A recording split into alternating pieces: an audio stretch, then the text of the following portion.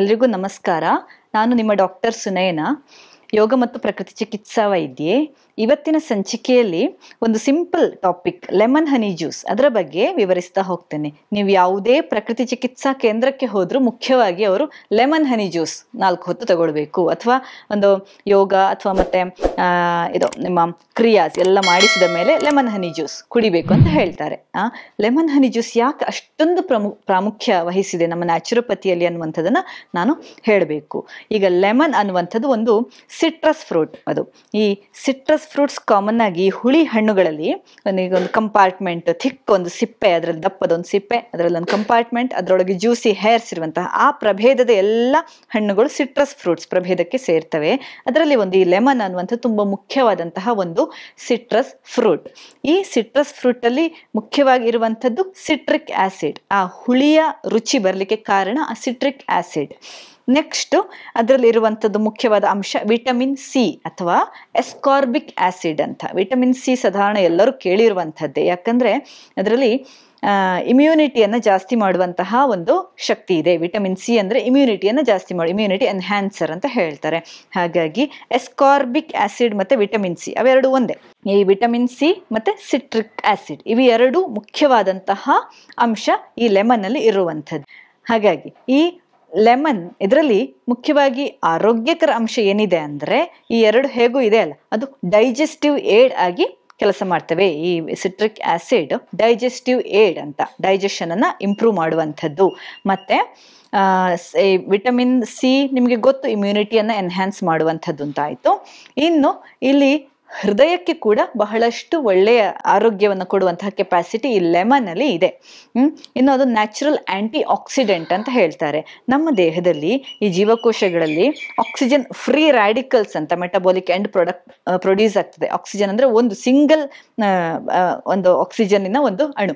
ಈ oxygen cancer ಕಾರಕ ಅಂತ ಹೇಳ್ತಾರೆ. ಅದಕ್ಕೊಂದು ಎಫಿನಿಟಿ ಇರ್ತದೆ, ಇನ್ನೊಂದು ಮಾಲಿಕ್ಯೂಲ್ನೊಟ್ಟಿಗೆ ಬೈಂಡ್ ಆಗುವಂತಹ ಒಂದು ಎಫಿನಿಟಿ ಇರ್ತದೆ. ಹಾಗಾಗಿ ಅದು ಕ್ಯಾನ್ಸರ್ ಸೆಲ್ಸ್ ಅನ್ನ ದೇಹದಲ್ಲಿ ಪ್ರೊಡ್ಯೂಸ್ ಮಾಡುವಂತಹ ಒಂದು ಹಾನಿಕಾರಕ ಅಂಶ ಹೊಂದಿದೆ.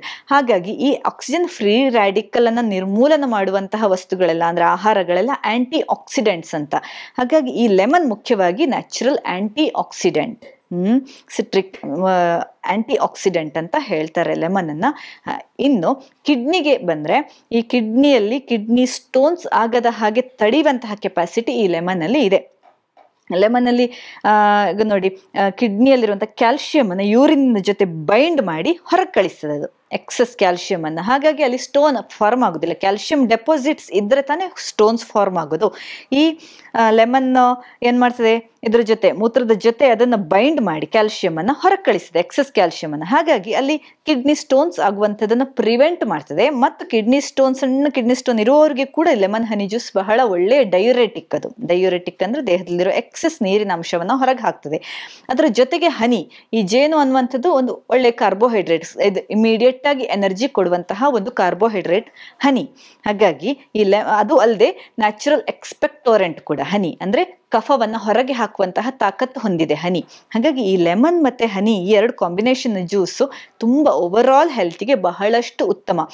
ಈಗ ನಮ್ಮ ನ್ಯಾಚುರೋಪತಿ ಸೆಂಟರ್ಗೆ ಬಂದ್ರೆ ನಿಮಗೆ ಕಂಪ್ಲೀಟ್ ಆಗಿ ಫಾಸ್ಟಿಂಗ್ ಥೆರಪಿಯನ್ನು ನಾವು ಕೊಡಬಹುದು. ನಿಮ್ಮ ಕಂಡೀಷನ್ ನೋಡಿಕೊಂಡು ಉಪವಾಸ ಚಿಕಿತ್ಸೆಯನ್ನು ಕೊಡುವಾಗ ದಿನಕ್ಕೆ ಮಿನಿಮಮ್ 4 ಸಲ ಲೆಮನ್ ಹನಿ ಜ್ಯೂಸನ್ನು ನಾವು ಕೊಡ್ತೇವೆ. ಅದು ಇಮಿಡಿಯೇಟ್ ಆಗಿ ನಿಮಗೆ ಎನರ್ಜಿ ಕೊಡ್ಲಿಕ್ಕೂ ಸಹಕಾರಿ, ಮತ್ತು ದೇಹದಲ್ಲಿರುವಂತಹ ಮಾರ್ಬಿಡಿಟಿಯನ್ನ ಕಂಪ್ಲೀಟ್ ಆಗಿ ವಾಶ್ ಔಟ್ ಮಾಡುವಂತಹ ಗುಣವನ್ನು ಕೂಡ ಈ ಲೆಮನ್ ಹನಿ ಜ್ಯೂಸು ಹೊಂದಿದೆ. ಹಾಗಾಗಿ ಈ ಲೆಮನ್ ಹನಿ ಜ್ಯೂಸ್ ಉಪವಾಸದ ಟೈಮಲ್ಲಿ ಕೂಡ ಬಹಳಷ್ಟು ಸಹಕಾರಿ. ಕೆಲವರು ಬೆಳಿಗ್ಗೆ ಎದ್ದು 1 ಗ್ಲಾಸ್ ಲೆಮನ್ ಹನಿ ಜ್ಯೂಸ್ ಕುಡ್ದೇ ದಿನವನ್ನ ಸ್ಟಾರ್ಟ್ ಮಾಡೋರಿದ್ದಾರೆ. ಅದರಿಂದ ದೇಹ ಕಂಪ್ಲೀಟ್ ಆಗಿ ಕ್ಲೆನ್ಸ್ ಆಗ್ತದೆ. ಇನ್ನು ರಕ್ತದಲ್ಲಿರುವ ಅಂದ್ರೆ ಡೀಪ್ ಕ್ಲೆನ್ಸರ್, ಲೆಮನ್ ಹನಿ ಅನ್ನುವಂಥದ್ದು ಒಂದು ಡೀಪ್ ಕ್ಲೆನ್ಸರ್ ಅಂತ ಹೇಳ್ತಾರೆ.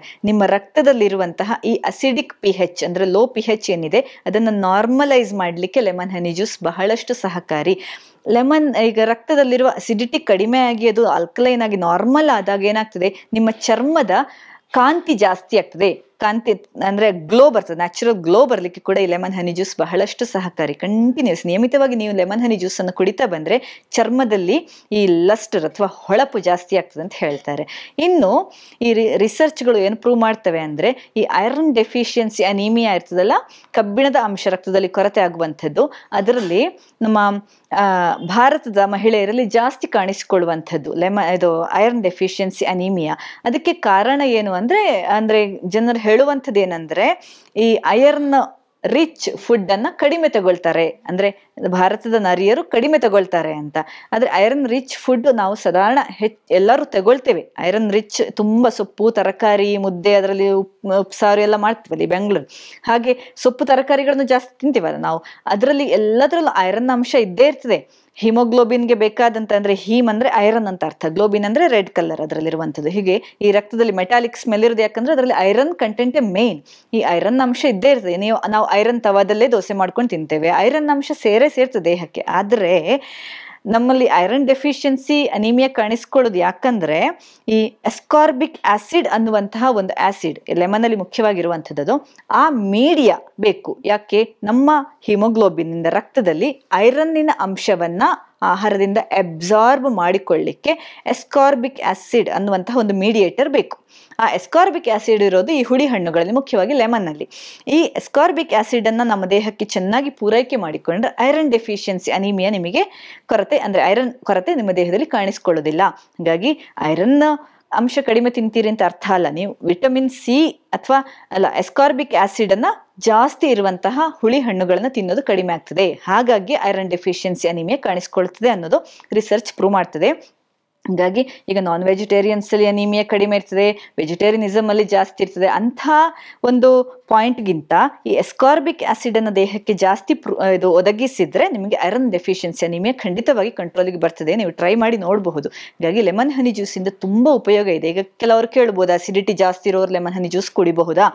ಕೆಲವು ದೇಹ ಪ್ರಕೃತಿಗೆ ಈ ಲೆಮನ್ ಹನಿ ಆಗ್ಲಿಕ್ಕಿಲ್ಲ, ಲೆಮನ್ನು ದೇಹಕ್ಕೆ ಹೋಗ್ಲಿಕ್ಕಿಲ್ವೇನೋ, ಅವರಿಗೆ ಅಸಿಡಿಟಿ ಜಾಸ್ತಿ ಮಾಡ್ಬೋದು, ಹುಳಿ ತೇಗು ಬರ್ಬೋದು. ಅಂಥವರು ಫಸ್ಟಿಗೆ ಡೈಜೆಸ್ಟಿವ್ ಟ್ರ್ಯಾಕ್ ಅನ್ನು ಸರಿ ಮಾಡಿಕೊಂಡು ನಾರ್ಮಲ್ ಮಾಡಿಕೊಂಡು ಹೈಪರ್ ಅಸಿಡಿಟಿಯನ್ನು ಕಡಿಮೆ ಮಾಡಿಕೊಂಡು ಆಮೇಲೆ ಲೆಮನ್ ಹನಿ ಜ್ಯೂಸನ್ನು ಸ್ಟಾರ್ಟ್ ಮಾಡಿದ್ರೆ ಅವರಿಗೂ ತುಂಬಾ ಒಳ್ಳೆ ಇಂಪ್ಯಾಕ್ಟ್ ಆಗೇ ಆಗ್ತದೆ.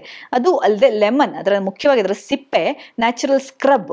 ನೀವು ಹಲ್ಲಲ್ಲಿ ಈಗ ಹಳದಿ ಗಟ್ಟಿರ್ತದೆ, ಕೆಲವರಿಗೆ ಹಲ್ಲು ಉಜ್ಜಿದ್ರೆ ಕೂಡ ಎಷ್ಟು ಕ್ಲೀನ್ ಮಾಡ್ಕೊಂಡ್ರೆ ಆ ಹಳದಿ ಇರ್ತದೆ, ತುಂಬಾ ಬಿಳಿ ಇರೋದಿಲ್ಲ ಹಲ್ಲು. ಅಂತವರಿಗೆ ಈ ಲೆಮನ್ನಿನ ಸಿಪ್ಪೆಯನ್ನ ಹಲ್ಲುಜ್ಜಿ ಆದ್ಮೇಲೆ ತಿಕ್ಕಿಕೊಂಡು ಒಂದು 10 ನಿಮಿಷ ತಿಕ್ಕಿಕೊಂಡ್ರೆ ಅಲ್ಲಿ ಹೊಳಪು ಬರ್ತದೆ. ಒಂದು 10 ದಿವಸ ಮಾಡಿ ನೋಡಿ, ಒಂದು ಚೆನ್ನಾಗಿ ತಿಕ್ಕಿಕೊಳ್ಳಿ, ಹಲ್ಲಿಗೆ ಒಂದು 2 ನಿಮಿಷ ತಿಕ್ಕಿಕೊಳ್ಳಿ, 10 ದಿನ ಅದನ್ನ ಮಾಡಿ ನೋಡಿ.